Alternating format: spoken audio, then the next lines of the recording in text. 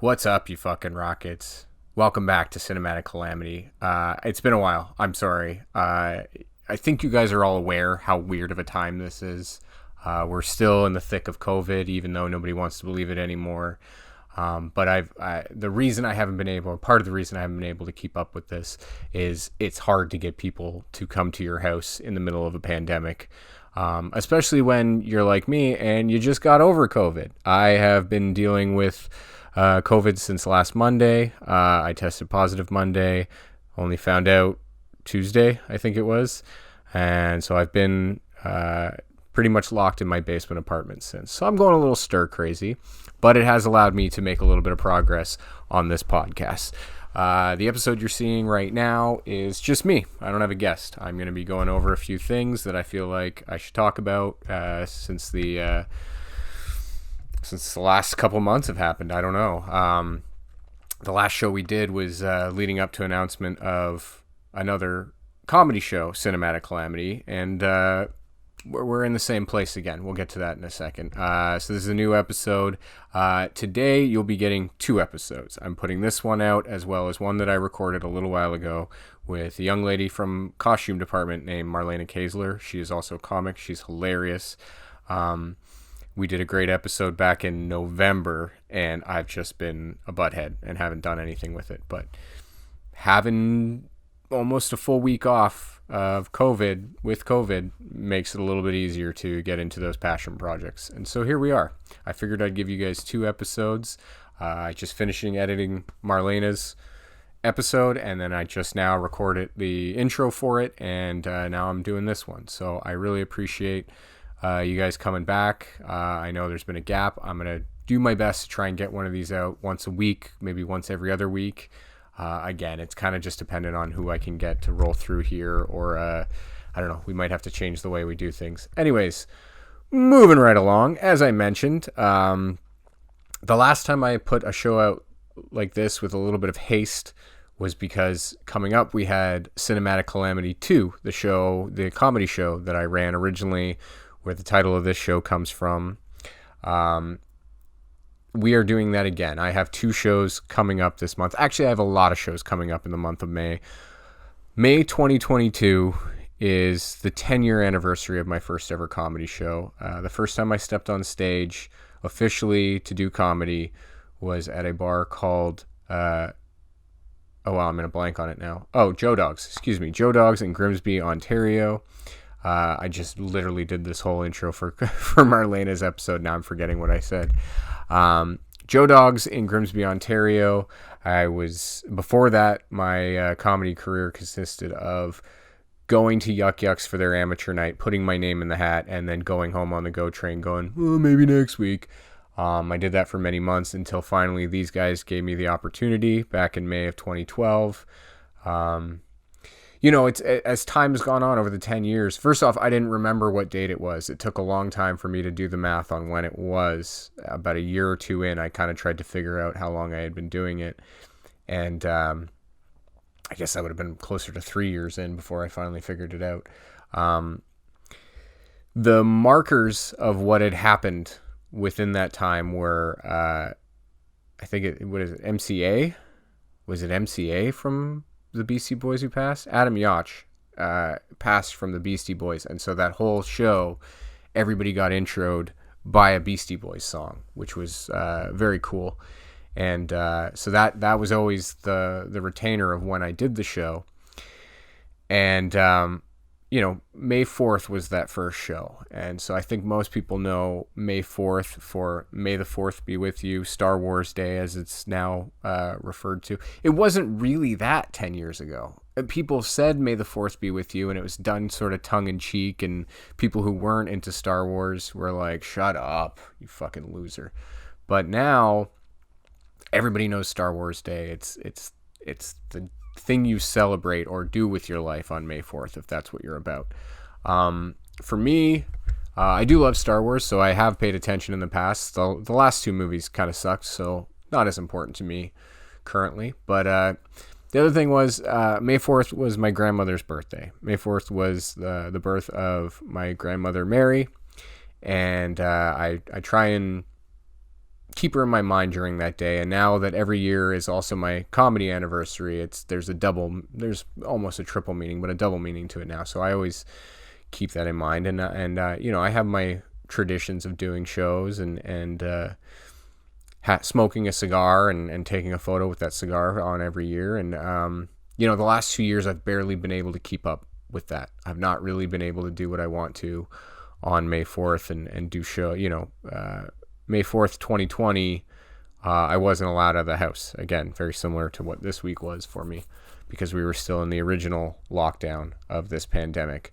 And even last year, I was relatively light on what I got to do. I don't think I was allowed. I think bars are still closed down and there wasn't that many shows going on, even in the early part of May last year.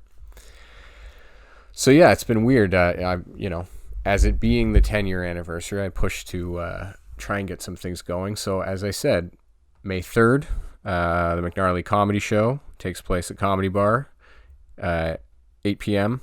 in the main space.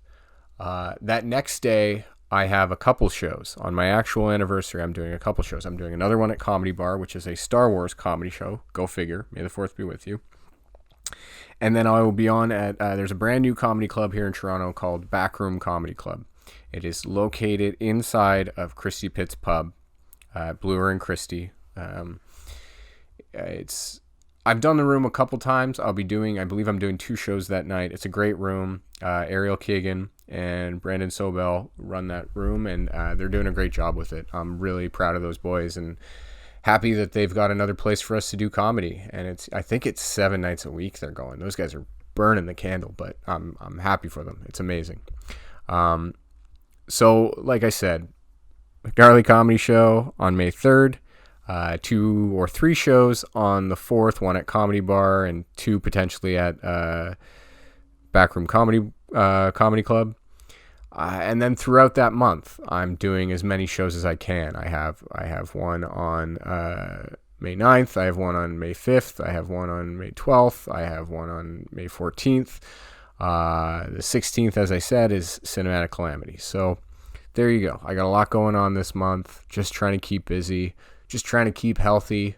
What we should all be doing. But I'm excited. Tickets are available now at comedybar.ca. Go into the shows section on the website and then go down to those dates. Go down to May 3rd. You'll see it right there in red, I believe, is the code for the main room. The McNarly Comedy Show, and then on the 16th at 9:30, Cinematic Calamity 3D in the main space. Those are going to be shows. Please check them out. Please get your tickets right now. So I'll just get into it. Like I said, I've been dealing with COVID all week. I've been pushing very hard to get things that I haven't been able to work on with the little time that I've had off because of work in this week. And to be fair, I mean, I said my symptoms were mild. It doesn't mean I was completely not taken off a little bit. I was down a few steps, especially in those early days. My bed was just great. It's just one of those things. I think when you have days off, it doesn't matter if you feel sick or not. You just want to rest. And I really took advantage of sleeping the last few days. And I wish that yielded me a little more. I wish that I felt less tired, but I still feel tired all the time. But that's probably another story for another day. I've been, and because of that, I've not been able to start the new gig I was supposed to go to. I was supposed to begin a new show Wednesday last week. We had Easter here, Easter Saturday, the Saturday of that week. I was with family. I kind of had run the gamut of seeing a bunch of people that day and the day before. Near the end of that day, I had a bit of a sore throat, but because I was with family, I didn't want to alarm anyone. I didn't think anything of it. I just kind of let it go. Into Sunday, my throat was really bad, and I didn't know what I could do. I just knew that I was testing the next day for the new show I was going on to. So I figured, all right, I'm going to get this test.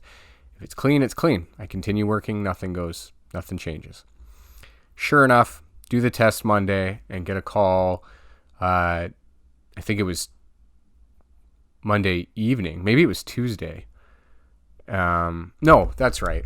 I went to bed. I'm all over the map, and I apologize, but that's what this show's going to be. I went to bed Monday thinking, all right, if I'm not feeling good tomorrow, I won't go in because I had one more day with another show that I had been working on. I won't go in with them. I'll keep myself fresh for Wednesday. So I get up, I text my boss. She tells me to contact the COVID officer on that show. So I contact them and kind of get put through the ringer of, you're going to be off for the next couple days, blah, blah, blah, blah, blah. I knew I was going to another show, so it didn't bother me.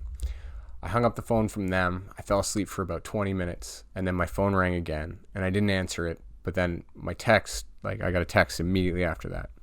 And I look, and it's the COVID compliance officer from the next show I was supposed to start on the Wednesday. So I called him back, and he said, so you've tested positive.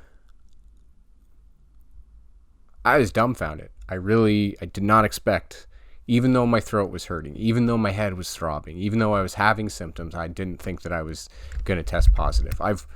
I've done so many tests because of this profession since September 2020. I've probably done 300-400 swab tests. Just, we're doing them once a week. 300 is probably a lot, but no, at this point, yeah, it would make sense. We're like 500 days into this pandemic, so it would make sense that it could be that long. Anyways, regardless, I'm bad at math. You guys will very quickly find that out throughout this show.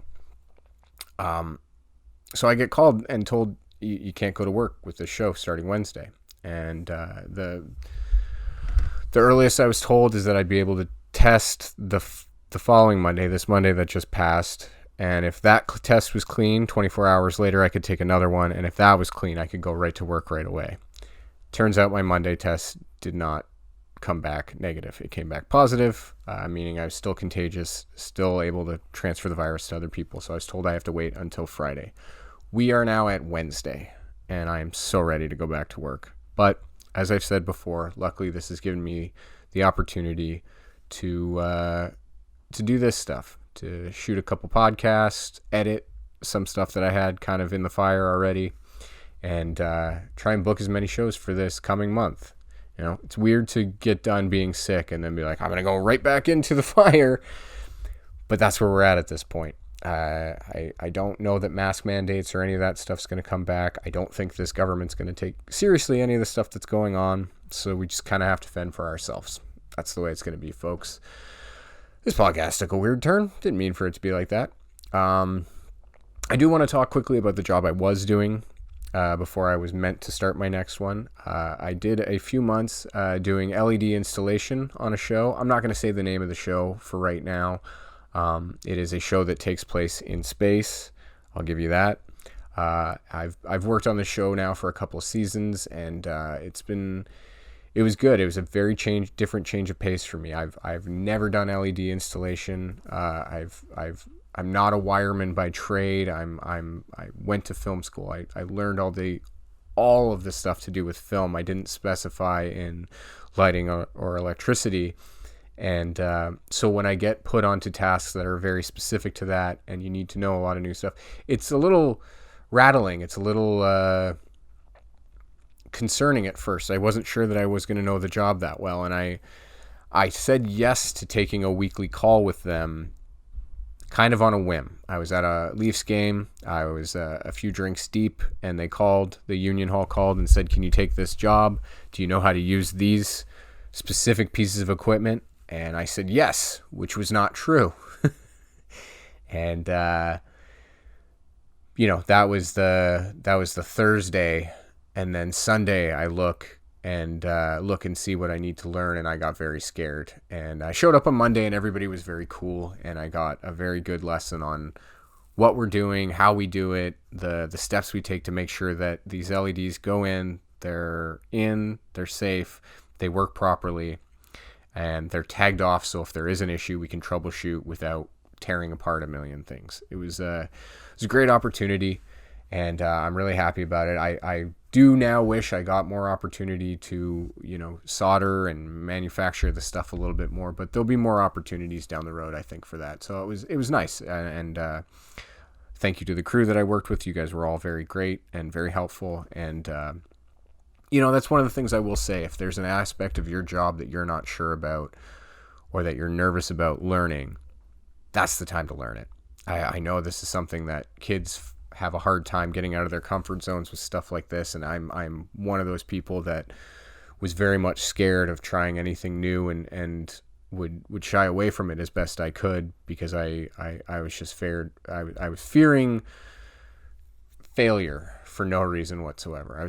I was fearing repercussions for for an issue I didn't cause, I guess. I don't know.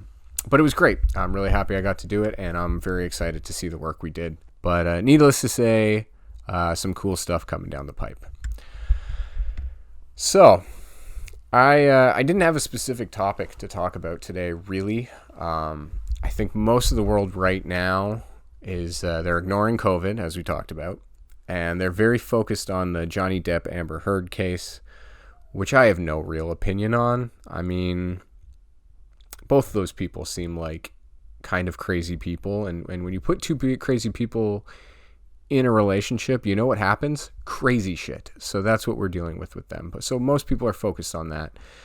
And so for that, I'm going to go on to a topic that was the big topic up until this whole Amber Heard thing came through. The Oscars. I don't know if you guys remember the Oscars that happened this year. Very uneventful Oscars, I think.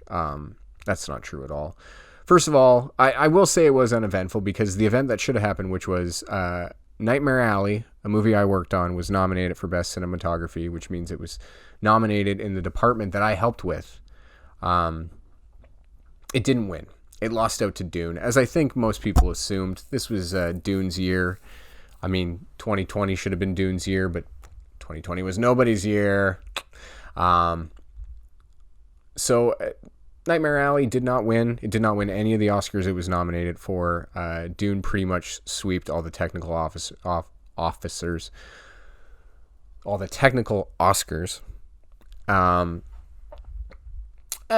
mean, I knew it was coming, but you know, it is always a little disappointing when you work on something and it's nominated, especially on that scale, especially the Oscars. Like, me personally, I'm not an Oscars watcher. I'll pay attention to what's going on, but I don't dress up. I don't go with friends. I don't ultimately care, because the reasoning behind it is kind of dumb, I think. The reason that the Oscars were created was to prevent technicians from unionizing back in the 1920s, I believe it was. And so building the academy was the way of going, oh, no, you guys don't need unions. We're not going to pay you more, but we'll give you awards and make you feel fancy. And so I don't, because that's the history of it, and because the people who should win Oscars rarely ever win Oscars. It's a popularity contest more than anything else, and more than a popularity contest, it's the who am I going to work for next contest is what it really feels like. And especially with after a few years ago and all the Me Too stuff happened, and you have no Harvey Weinstein at a show where a year ago the most famous actress in the world was calling him God. I was just like, you know what? Like the 1 year where they all wore the black suits to the Golden Globes, I was like, okay, sure. This is all your best acting you guys have ever done. But so I'm not a huge fan of award shows like that, just because they're not based on anything that's important. It's not based on the dollars that the movie made. It's not based on how fans felt about it or how audiences felt about it. It's based on the people who are other people's peers. And that's great if you want to have an award show, but it's also the biggest award show in the world. And therefore, you're presenting things like, this is the biggest in the world. This should represent everyone. And it doesn't. It represents a small group of people. And, that's my frustration with it. I'm going to be, I think even in Marlena's show, we talk about some of our frustrations with the industry, and this is one of them for me. But this year's Oscars, I think, was ultimately, I don't want to say I know for a fact, it was completely overshadowed by the Chris Rock, Will Smith thing. I'm going to talk about these things, and I'm going to tell you my opinion on them, even though my opinion on this situation does not matter at all. But I just think it's a perspective that a lot of people aren't looking at. And I'm going to talk first about Chris Rock, who has hosted the award show before and done very well as an award host. I don't think there was ever a complaint about his previous times hosting. And as we all know, he was making jokes about Jada Smith, and while Will Smith was laughing, he eventually got up on stage and slapped Chris across the face. To which I will say, Chris Rock is the most professional comedian on the planet. First off, I knew it wasn't fake. A lot of people thought it was fake because there was laughter. They were kind of jokingly. They came up, and it wasn't until the whole "keep my wife's name out your fucking mouth" that people realized, oh, this might be real. I know it wasn't fake because Chris Rock would have had a way better line to say than Will Smith just slapped the shit out of me. And the true moment where you go, Chris Rock didn't know this was going to happen and he handled it like a professional, was as he was calming things down, which he de-escalated it very quickly. And he said, I could. He made this face. He went, I could, and shook it off. Which was, if I read that correctly, it was him going, I could say so many things right now. You know, the one that comes to my head right off the bat that I would have said is, oh, you hit me, but August gets a free pass? I don't know. Maybe he could have said that. But Chris played it like a pro. He didn't fight back. He kept things moving. He might have had a staggered start to get things going again, but who else could have done that? Ricky Gervais would have shed his pants if somebody walked up on that stage and slapped him. I don't think there's anybody else that would have handled it as well as Chris Rock did. And, hopefully in a few months' time or in a year's time, whenever Chris puts out his next special, we get a hilarious bit out of this, and I'm sure we will. As for Will, man, oh man, Will Smith has been a lot of people's idols and favorite actor for many, many years. He has been one of those people that's always seemed genuine and almost controversy-free. Any controversy that's kind of come from him in the last 5 years or so were from his family. Was the stuff with Jada, the August stuff, anything that his kids have done kind of whiling out in the last couple of years. But nothing on this scale. Will got up in front of the whole world and hit somebody across the face, chose violence. And in that moment, when I first read about it, because I didn't watch it, when I first read that had happened, and I sort of got the Cliff's Notes of what had gone on, all I could think was, man, that guy's under a lot of pressure. It's one of the biggest years of his life. He did a very big movie in King Richard. It's the first movie where he had Oscar buzz, he got nominated for it, and it looked like he was a shoo-in. From the beginning of that show, most people thought, all right, I'm going to get to see Will Smith win an award. And it was one of those awards where it's not about the performance as much as your lifetime achievement, which is another issue that I have with the Oscars. If somebody does a good performance, they should win for that year. It shouldn't be something that they're made up for 1 to 10 years down the road. It should be, hey, this person crushed it this year, and they win. It's like, what's his name? Ryan Gosling, like 5 or 6 years ago, was not nominated for Best Actor, but he was in like 5 different movies where you could consider him Best Actor. He got himself voted out because he had people, nobody knew which one to vote for, so they picked their favorite, and that spread it out over 5 votes, and so he never got nominated that year, even though he had like 5 really great performances. I don't remember what year this was or what movie. I think Drive was one of them.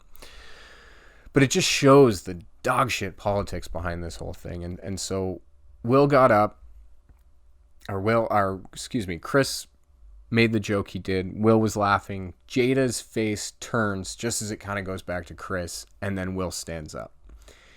And like I said, all I could think was, man, that guy's been under so much pressure.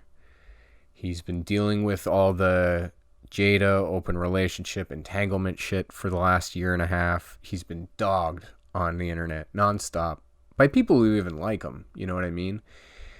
His face has been a meme for a steady year. That face where he looks like he's almost going to cry. It's like it's kind of in a way like the Ben Affleck with the dart, like, oh, my life is fucking terrible kind of thing. That look that Will had in his face in that meme that everybody's done. Think of a full year of seeing that photo of yourself and seeing it used as a joke against you, or a joke used against guys who are in a awkward situation with their wives. That's got to be so much. And so when Chris challenged him the way he did, not meaning to, but said the things he said, and Jada probably gave him a look. We all know the look that Jada gave him. And Will felt he had to react. And the way he reacted was not the best way to react. I will say that. It made for interesting television. Made for an interesting couple of days afterwards. But it's just weird to see a guy that you've been a fan of for so long and just see him crack. See him be really human. See this guy who... I think of him as the guy who can do the Rubik's Cubes so quickly. Like Will seems like the kind of guy who comes in the room and you just go like, oh shit, this guy. Even if he wasn't famous, you'd be like, damn, this guy's impressive. And in an instant, that all went away because he's dealt with so much pressure for the last few years. And then him winning, I haven't even listened to his speech because come on. You're going to get up after assaulting somebody and say you're a vessel of love. I love you, dude, but come on. That's a lot to ask of people watching. And again, I feel bad for both these guys. I think they were both put in a very weird situation. And, like I said, Chris will very soon have some golden material to give to us, and I hope that Will takes a look at what's pissing him off or what's upsetting him in his life and make the decisions he needs to get the hell away from them. That's just me. But I do have a Will Smith story personally, and I like it. I still love this story. I still think it's a testament to who the guy is, and I'll just get into the story. Why not, right? It's my podcast. I can do it. So I was working on a show called Life in a Year. And Jaden Smith was the star, Cara Delevingne was the co-star, and Will, I believe, was executive producer. He was very much on set every day, very involved, very much keeping an eye on his kid and the career that Jaden is trying to build. And so we're at this house, very beautiful house, and the whole driveway is tents. And, the first tent is the grip stuff, camera stuff, props, grip, and then us. And we're right at the tail end of the driveway, right before the sidewalk. And people know that Will Smith is there. They know that Jaden Smith's there. They know that Cara Delevingne's there. They know that Cuba Gooding Jr. is there. I worked with Cuba Gooding Jr. Show me the money, brother. Sorry, just had to throw that in. So all these people are there, and the whole street, the whole neighborhood is waiting outside because they want to see these people. And I walked into our tent from the sidewalk with one of our lights. And as I'm walking in, Will is walking through the clear path in the tents. He's walking through the tents, so he's relatively not seen by the people that are standing out on the road, on the other side of the road, watching as we film. Will walks through as I'm just about to walk in. And I said, I see him, and I go, oh, sorry. Now, before we go on, I should explain, when it comes to our actors and anybody who's kind of higher up on the show, as somebody who is a member of the crew, I'm not supposed to really talk to Will Smith or any of the other actors. The rule of thumb you go by is if they speak to you, you can speak to them. Otherwise, only in an emergency. So if Will Smith is standing on something that's dangerous, or he's near something that's a hazard, or they're standing under one of our lights, I have the right to go up to them and go, hey guys, sorry, you're just in a bit of a danger zone. Can I just get you to move over here? And most people, doesn't matter what level they are, especially if an electric or a grip comes up to them and says, hey guys, I need you to move. Special effects are another people to listen to. If they say, we need you guys to move over. Just move over. Just get out of the way, because they mean it. They're not saying it because they want to stand in that area. They're saying it because there's a real possibility of danger. So Will's walking through our tents. I'm walking in with a light. I see him. I go, oh, sorry. And I move back. He goes, oh, it's no problem. And he said, sorry, my man. And he said, sorry, or something along those lines. And in my head, I go, he talked to you. So I said, no problem. How you doing today? I just instantly blurted it out. I'm good, man. Just trying to get to the craft truck. And I had been sitting outside. I had been sitting by the craft truck all day. I knew almost verbatim what was sitting on the table that he was going to go get to try. And I said, try the dip. It's delicious. Okay, man. Thank you. And literally as he passed me, I said that to him, and he laughed and was walking into the craft truck, and the whole group of people standing on the road went, wow, and they all got excited, and I just made the microphone pop. So, yeah, he was super nice that day. There was not an interaction I had with him, but I was asked that day to stay with, there was a second camera unit, and Cara Delevingne was going to be doing a hair test. And there was talk that she was going to be shaving her head that day. And the rule that they had was that she got to shave Jaden's head before the show started, because he had to shave off all his dreads. And so for the scenes which she was going to be bald, he was going to get to do it for her. That was contractually set up between the two of them. And so Cara came to set. She wasn't working that day, but she came because they needed to do the wig test, and they were going to shave her head that day. So Cara shows up, and I've set these things up. I've set up a couple lights. I've got a background. The DP came down. A very nice lady named Q came down, looked at what I did, and said, okay, this looks good, but can you add a little color to the background? She's like, maybe a blue or an orange. I go, lavender? Okay. So I threw a lavender gel onto this backdrop that they had, and it made this beautiful purple gray. And I sent her the photo, and she wrote back, beautiful. I love it. And Cara showed up, as I said. Cara came down and was like, am I getting my head shaved today? And they're like, we got to wait for Jaden. She goes, I just need some sleep. I have not slept. I really need some sleep. She looked like she had a fun night the night before. So she laid down on the ground in this carpeted basement. She was there for a bit. And then they woke her up because they thought Jaden was going to come down and shave her head. And as she gets up, Will comes down, and Will is talking to her. And she's going off about, I'm supposed to shave my head today, but they're saying Jaden's not here, so I don't know if we're going to do it today. And Will starts going, you got to do it. You got to do it. And they just looked like they were having fun. They were both on Suicide Squad. They both shot Suicide Squad here in Toronto. So I'm sure to them there was a huge familiarity of being together and being where they were. And I'm sure that's part of why Cara ended up doing the movie in the first place. And then Will kind of takes off, and they're still trying to figure out if Jaden can come down. It was Jaden's movie. He was the main star of the movie other than Cara, and he was in every scene that day. So there was not really a time where they could take him off so that he could shave somebody's head. And so Cara goes, I'm going to lay down again, if that's okay. And everybody's like, yeah, no problem. So she walks over to the couch that I'm on, and she's like, do you mind if I lay down? I was like, no, not at all. I moved right over to the end of the couch. I plugged my phone in, and I sat next to a snoring Cara Delevingne for, I'm going to say, 3 hours. And eventually got the call on my walkie.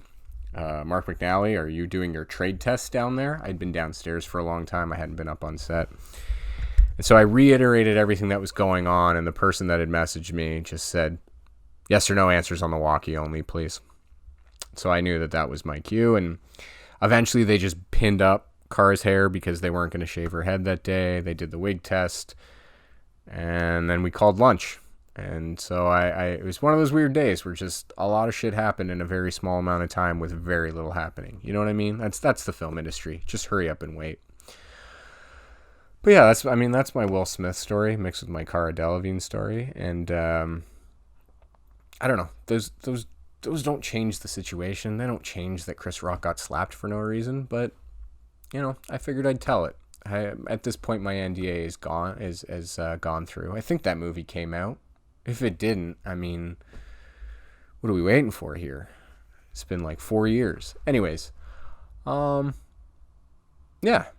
that's probably about all I've got to say about that topic. I just think he's under a lot of pressure. Again, I'll say that. I think he's had a big year. He's had a difficult, challenging year. And, there's only so much a man can stand. And I hope things smooth out a little bit for the guy. And like I said, I'm looking forward to Chris Rock's amazing material about it and his dissection of what happened.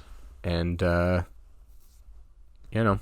crazy ass Hollywood. It's always going to be what it is. If it's not those two messing with each other, it's a girl shitting in your bed and cutting off your finger. Am I right? I think I'm right. I'm so happy you guys came with me on this journey. We have another episode. Like I said, Marlena Kaysler's episode is already queued up. You can watch it. It's online now. I've got the 2 shows. I've got lots of shows, but specifically May 3rd, Comedy Bar, Main Space, the McNarly Comedy Show. Starts at 8 p.m. Get your tickets now, comedybar.ca. May 16th, also in the Main Space, 9:30 p.m. Cinematic Calamity 3D. It's going to be a great time. Both shows have excellent comics on them. It's my 10-year anniversary of doing comedy. Whew. Never thought I'd get here. Never thought I'd be doing it this long. Never thought I'd be still hitting open mics like a freaking savage. I've learned a lot in these 10 years. I've done a lot. Doesn't seem like I've done a lot sometimes, but I have. I'm proud of what I've accomplished, and proud to see this continue moving. I will say Marlena and your next guest that you're going to see on the next episode, or one of the next episodes, they both said that they didn't feel like they were being very funny, and they thought that this was meant to be a comedy podcast. And while it is, I absolutely think it is, I also just want the information. This has just been my like kind of passion project for many years. And if people are funny on it, great. If they're just telling stories, great.